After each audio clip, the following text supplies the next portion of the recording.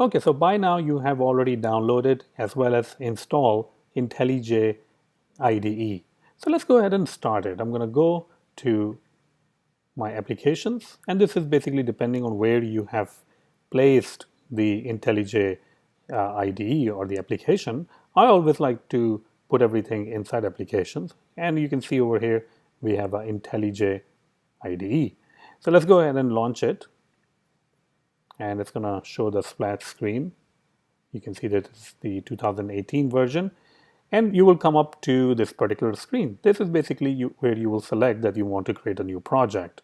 I'm going to go ahead and say create a new project, and you can see that you have multiple options over here. You can use Java, Android applications, Maven, Gradle, Groovy, and so on. I'm going to select Kotlin, and now I have different templates that you can see. I'm going to select Kotlin JVM template and click on Next. Now basically it's asking me what is the project name and what is the location of the project.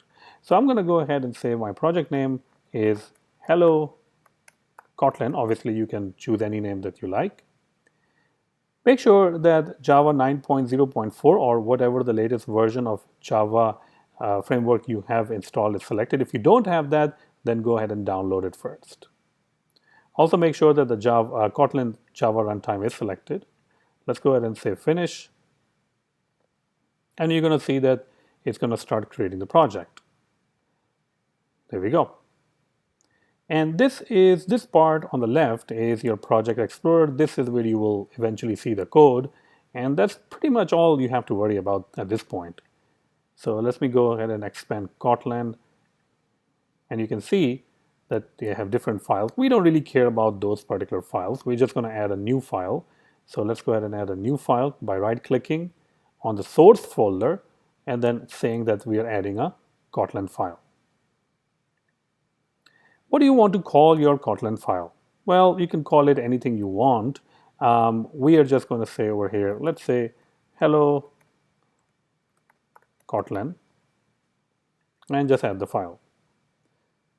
You can see that the extension of the file is KT for Kotlin. The name of the file is Hello Kotlin. Obviously, you can name it anything else, but it doesn't really have anything. It's completely blank.